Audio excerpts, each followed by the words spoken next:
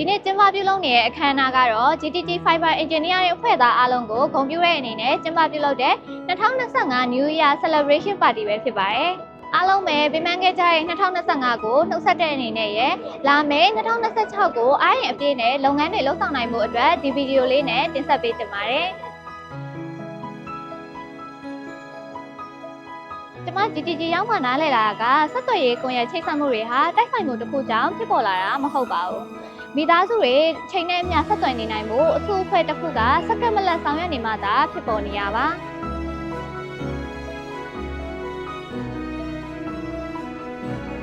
2025ခုနှစ်မှာမြို့သစ်အနေနဲ့ဆိုရင်တော့ဖအံလေးကိုအသစ်စပြီးတော့ဝန်ဆောင်မှုပေးနိုင်တယ်ပေါ့နော်။ website 3ခုကိုလည်းညတွင်းချင်းရန်ကုန်မှာအပြီးနေရာရွှေ့ပြောင်းနိုင်ခဲ့ပါတယ်။ maintenance ပိုင်းအနေနဲ့ဆိုရင်တော့ cabinet migration 16လုံးကိုအောင်မြင်ဆောင်ရွက်နိုင်ခဲ့ပါတယ်။ဆက်သွယ်ရေးနဲ့ internet ဝန်ဆောင်မှုပေးတဲ့ engineer တယောက်အနေနဲ့အခက်အခဲဆုံးနဲ့အကြမ်းဆုံးနဲ့သူတွေကြော်ဖြတ်ခဲ့ပြီးပါပြီ။နောက်နေ့မှာလည်းပုံကောင်းမွန်တဲ့စနစ်တွေနဲ့အကောင်းဆုံးဝန်ဆောင်မှုပေးဖို့ကြိုးစားသွားပါမယ်လို့ကြေညာပါတယ်။ကျွန်တော်တို့ engineer တွေကမိုးရွာမရှောင်နေဘူးမရှောင်တော့လုပ်ကန်နေကြတယ်။အန်ဒီမျိုးစုံလည်းရင်ဆိုင်ဖြည့်ရှင်းပြီးဆောင်ရွက်ကြတယ်။ညတွေနေ့တွေမရှောင်မဲနဲ့အချိန်မီဝန်ဆောင်မှုပေးနေကြတယ်ပေါ့နော်။ဒါကြောင့်အခုကျွန်တော်တို့မြန်မာနိုင်ငံသားမိသားစုတွေဒါကျွန်တော်တို့ပေးနေတဲ့ internet ဝန်ဆောင်မှုတွေရဲ့အကျိုးကျေးဇူးတွေနဲ့ဆက်သွယ်ဆောင်ရွက်နေနိုင်ကြတာဖြစ်ပါတယ်။ဒါကြောင့်ဒီညဒင်နာကိုကျွန်တော်တို့လည်းဒီမိသားစုတိုင်းရဲ့ပျော်ရွှင်ရင်းနှီးမှုတွေနဲ့အတူတူကျွန်တော်တို့ကိုယ်တိုင်လည်းပူးပေါင်းပါဝင်ပြီးပျော်ရွှင်ကြပါစို့လို့ပြောချင်ပါတယ်2025ကအားလုံးအတွက်အခက်အခဲတွေနဲ့ပြည့်စုံနေတဲ့နှစ်တစ်နှစ်ဖြစ်ခဲ့ပါတယ်။အချိုးကွေတွေအလင်းမြင့်နေကြားထဲမှာအမြဲတမ်းရှင်သန်ရုံထွက်နိုင်အောင်အင်တိုက်အားတိုက်စူးစမ်းနိုင်ထားခဲ့တဲ့ GTT ရဲ့ daily ထုံးစံတိုင်းပေါ့နော်။ကျွန်တော်တို့ Fiber ဌာနခွဲမှာလည်းသတ်မှတ်ထားတဲ့ KPI တွေကြည့်မြင်အောင်လို့ဒေတာပါဝင်အားဖြည့်ထားခဲ့ပါတယ်2025ခုနှစ်မှာတော့ကျွန်တော်တို့လိုအပ်တဲ့ပြုပြင်ပြောင်းလဲရေးလုပ်ငန်းစဉ်တွေအားလုံးကိုဆွမ်းဆွမ်းတမန်စူးစမ်းအားထုတ်ပြီးတော့ဆောင်ရွက်နိုင်ခဲ့တယ်အခုဆိုလို့ရှိရင်တော့2025ရဲ့နှစ်ကုန်ပိုင်းကိုနှုတ်ဆက်ရတော့မယ့်အချိန်ကာလကိုရောက်လာပြီပေါ့နော်အဲ့တော့ကျွန်တော်တို့တင်းနေအားလုံးက2026အတွက်လည်းအဆင်သင့်ဖြစ်နေကြပါပြီเนาะစိတ်သစ်ခွန်အားသစ်တွေနဲ့စူးစမ်းပြီးတော့ဆက်လက်ပြီးဆောင်ရွက်ဖို့အတွက် GTG Ion Army ကနေပြီးတော့အဆင်သင့်ဖြစ်နေပါပြီလို့ကျွန်တော်တို့ပြောချင်ပါတယ်အားလုံးကျေးဇူးပါကျွန်တော်လက်ဖိုင်နေနဲ့တော့ကျွန်တော်တို့ဌာနရဲ့ human check ကတော့ကျွန်တော် customer တွေကိုကျွန်တော်တို့ installation on call relocation တွေကိုအချိန်နဲ့အပြေးညီကျွန်တော်တို့အမြန်ဆုံးပြနိုင်အောင်ကျွန်တော်တို့အနေနဲ့ဒီမှန်ထားပြီးဆောင်ရွက်လျက်ရှိပါတယ်ကျွန်တော်တို့အနေနဲ့ဒီလိုဆောင်ရွက်တဲ့အနေထားမှာမိုးရင်းဆိုလည်းမိုးရင်းလို့ပေါ့နော်ချက်ချင်းကျွန်တော်တို့မိုးရီထားထဲမှာလည်းကျွန်တော်တို့အဖွဲ့တွေအားလုံးကအိမ်တိုင်းဖြစ်အောင်ကျွန်တော်တို့များရအောင်ပြင်ဆင်နေကြတယ် installation လုပ်ပေးခဲ့ကြတယ်အဲ့အတွက်လည်း fiber တွေအားလုံးကိုကျေးဇူးတင်ပါတယ်ကျေးဇူးအခုအနေနဲ့ကျွန်တော်ပြောနေတာကတော့ဒီရန်ကုန်နေမဟုတ်ဘူးပေါ့နော်ဒီနေမှာရှိတဲ့ကျွန်တော်တို့ဒီ fiber ဌာနကဒီတီးနေဆိုလဲကျွန်တော်တို့ဒီညီလေးတွေဖန်မော်လမြိုင်ဖန်မော်လမြိုင်ကျွန်တော်တို့ပကူပေါ့နော်မကွေး engineer အားလုံး right away issue တွေရှိတယ်ကြာ right away issue ရှိတယ်ရှိသလိုမရရအောင်ကျွန်တော်တို့emergency case တွေရောကျွန်တော်ချက်ချင်း inline ဖြစ်ရှင်းပေးခဲ့ရတဲ့အတွက်လည်းကျေးဇူးတင်ပါတယ်ဟုတ်ကျွန်တော်ဒီ2025ခုနှစ်မှာကျွန်တော် Fiber Engineering Operation အဖွဲ့ကညီကိုမောင်မောင်ဝန်ထမ်းတွေအားလုံးနဲ့ကျွန်တော်တို့ဒီ2025ဖြတ်တန်းခဲ့ပြီပေါ့နော်အဲ့ဒီမှာကျွန်တော်တို့ supporting အနေနဲ့ကြတော့ဝန်ထမ်းတွေနဲ့ပတ်သက်တဲ့uniform နဲ့ပတ်သက်တာတွေရှိမယ် safety နဲ့ပတ်သက်တာတွေရှိမယ်နောက် training program တွေရှိမယ်ပြီးလို့ကျွန်တော်တို့ဒီဝန်ထမ်းတွေလုပ်ငန်းခွင်မှာထိခိုက်ရှာနာအတွက်ကို insurance process တွေရှိမယ်ပေါ့နော်အဲ့ဒါတွေကိုကျွန်တော်2025မှာလုပ်ပေးနိုင်ခဲ့ပါတယ်ပေါ့နော်ဆိုတော့နောက်တစ်ခုကကျွန်တော်2026မှာလည်းဒီတဲ့ကောင်းတဲ့ program တွေကျွန်တော်တို့ထပ်လုပ်ဖို့ရှိပါတယ်တကယ်တော့ကျွန်တော်တို့က fiber ကျိုးတစ်ချောင်းဆွဲလိုက်တာမဟုတ်ပါဘူး AD အတွက်ကကျွန်တော်တို့ကဒီမိသားစုတက်ကိုကျွန်တော်တို့ connectivity တစ်ခုပေးလိုက်ခြင်းဖြစ်ပါတယ်ဒီ connectivity ရောက်ခေါ်နေပြီးတော့ပဲကျွန်တော်တို့ဝေးကွာနေတဲ့မိသားစုဝင်တွေစုံစည်းခွင့်ရကြမယ်စီးပွားရေးနဲ့ပတ်သက်ပြီးတော့ ဒီမြင်နေအပြီးပေါ်တွေ play နိုင်ကြမယ်နိုင်ငံတိုင်းချိတ်ဆက်ပြီးတော့လုပ်ငန်းတွေဆောင်ရွက်နိုင်ကြမယ်ပညာရေးဆိုရင်လည်းခုနပြောတဲ့ online ပေါ်ကနေပြီးတော့ပညာရေးမျိုးစုံ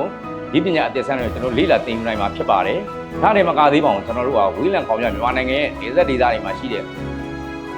ဘာသာရေးနဲ့ပတ်သက်ပြီးအရောက်ပေါက်နိုင်တဲ့ဒေသတွေမှာလည်းဒီတရားဓမ္မနဲ့ပတ်သက်တဲ့အသည့်အမြင်တွေကိုဒီ connectivity ပေါ်ကနေပြီးတော့ပြဝေနိုင်ကြတာပဲဖြစ်ပါတယ်အခုလို့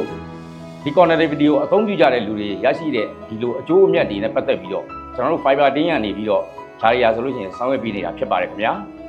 အဲ့ဒီအတွက်ကိုကျွန်တော်တို့ကပင်ပန်းတော်ညာလဲကျွန်တော်တို့ရဲ့စူးစမ်းအားထုတ်မှုဟာအများပြည်သူရဲ့အကျိုးဖြစ်ထွန်းမှုတဲ့လုပ်နေတာပါလားဆိုတာကိုသိမြင်ပြီးတော့ကျွန်တော်တို့က fiber တင်းမှာအလုပ်လုပ်ခွင့်ရတာအမှတ်တမ်းဂုဏ်ယူကြည်နူးစရာကောင်းတဲ့လူတွေအဖြစ်နားလည်ထားမှာဖြစ်ပါတယ်ခင်ဗျာ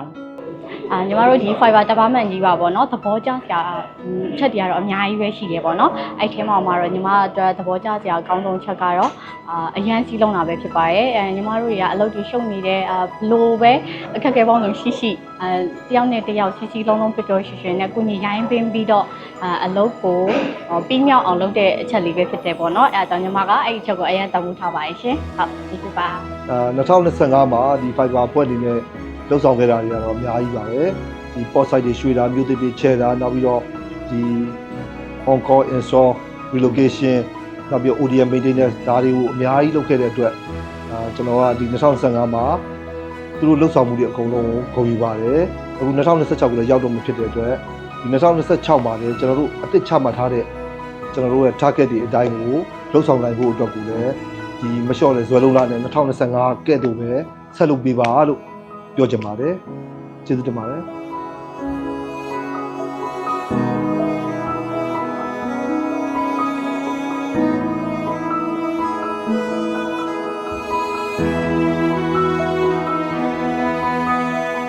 ဒီနေ့မှာတော့ကျမတို့ fiber တင်းကရေကြီးတာတွေကိုလည်းကြုံတွေ့ခဲ့ရတယ်။အခက်အခဲတွေကြားမှာလည်းလှုပ်ဆောင်ခဲ့ရသလိုဖုံတွေ၊သဲတွေ၊မိုးတွေ၊အန်ရတွေကြားထဲမှာလည်းလက်ခုပ်တန်တွေအတွက်လှုပ်ကင်ခဲ့ရတာမဟုတ်ဘဲနဲ့မြန်မာပြည်မှာနေထိုင်တဲ့မိသားစုတွေအချိန်နဲ့မျှဆက်သွယ်နေနိုင်မှုအစိုးအဖွဲ့တစ်ခုကစက္ကန့်မလက်ဆောင်ရွက်ပေးနေမှသာဖြစ်ပေါ်နေရပါ။ချိတ်ဆက်ထားတဲ့ fiber 1 မီတာချင်းစီကကျမတို့ရဲ့စီခံမှုပူးပေါင်းဆောင်ရွက်မှုတာဝန်ယူမှုတွေကိုပြောပြပေးနေတဲ့ GTG Ion Army ရဲ့ story တွေပဲဖြစ်ပါတယ်။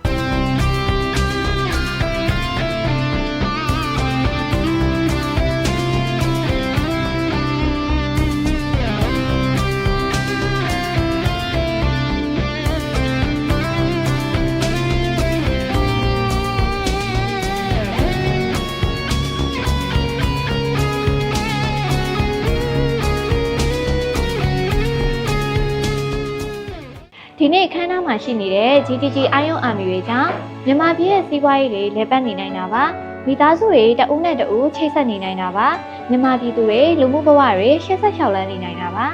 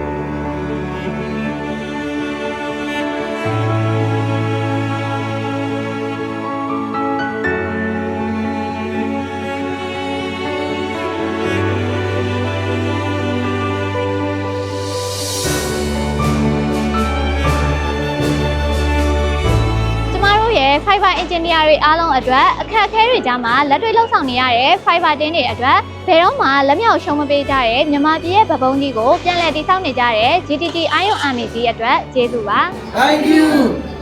Thank you Thank you Thank you Thank you Thank you Thank you